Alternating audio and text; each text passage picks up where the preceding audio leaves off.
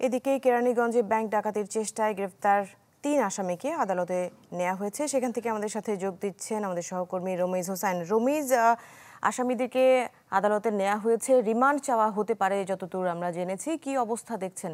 পরবর্তী কি ধরনের পদক্ষেপ নেওয়া হতে পারে? বছর শেষের খুশি নগদে হবে বেশি। নগদ পেমেন্টে নির্দিষ্ট ক্যাটাগরির কেনাকাটায় ৩০০ টাকা পর্যন্ত ক্যাশব্যাক।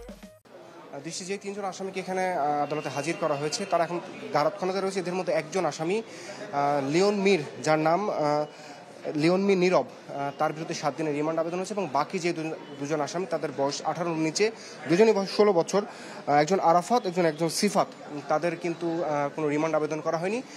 তাদের আমরা এখানে মামলা যিনি তদন্ত কর্মকর্তা তিনি বলছেন যে বাকি যেই দুজন আসামি যাদের বয়স 16 বছর, তারা স্বীকারোক্তিমূলক জবানবন্দি দেওয়ার জন্য আবেদন করেছেন এবং সেই আবেদনের প্রেক্ষিতে এই ম্যাজিস্ট্রেট কোর্টে তাদেরকে পাঠানো হবে এবং সেখানে তারা এই যে ঘটনা, সেই ঘটনা তাদের দায় স্বীকার করে হয়তো তারা জবানবন্দি দেবেন এবং বাকি যেই আসামি লিওন মি নীরব, তার বিরুদ্ধে 7 দিনের রিমান্ড আবেদন করা হয়েছে। এখানে মামলা তদন্ত কর্মকর্তা বলছিলেন যে গতকালকে যেই রূপালী ব্যাংকের যেই ডাকাতির ঘটনা, সেখানে তারা খেলনা পিস্তল নিয়ে তারা সেখানে গিয়েছিল এবং ব্যাংকে যেই কর্মকর্তাদের জিম্মি করে এক পর্যায়ে যৌথ বাহিনী এবং আইনশৃঙ্খলা রক্ষাকারী বাহিনীর সদস্যরা সবাই মিলে তাদেরকে কিন্তু আত্মসমর্পণ করাতে সমর্থ হয়।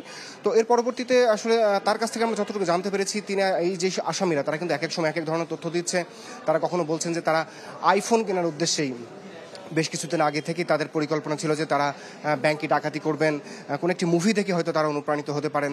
তো এই তাদের এই ধারণা থেকেই তারা কিন্তু এই যেই ব্যাংকটিতে তারা ডাকাতি করার উদ্দেশ্যে গিয়েছিল, সেখানে কিন্তু তারা বেশ কয়েকদিন সেখানে রেকি করে এসেছে এবং সবশেষ তারা কালকে দুপুর 1:30টার পরে 2টা নাগাদ যেই লিওন মি নীরব, তিনি কিন্তু পেশা একজন ড্রাইভার, গাড়ি চালক, এবং বাকি যে দুজন, একজন 7ম শ্রেণীর শিক্ষার্থী এবং একজন মাদ্রাসা শিক্ষার্থী, এই 3 জনকে সাথে নিয়েই তারা সেই ব্যাংকে ডাকাতির উদ্দেশ্যে গেছিল। তবে এখন পর্যন্ত এর সাথে আরও কেউ জড়িত আছে কিনা সেই বিষয়গুলো আসলে আদালতে উপস্থাপন করার পরে বা তাদেরকে রিমান্ডে নেওয়ার পরে এই বিষয়টি আরও বিস্তারিত জানা যাবে। দৃষ্টি ছিল এখান থেকে সবশেষ তথ্য আমার কাছে। জি, রমিজ হোসেন, ধন্যবাদ আপনাকে আমাদের সাথে যুক্ত হওয়ার জন্য। পরবর্তী আপডেট জানার জন্য আমরা ফিরবো আবারও আপনার কাছে।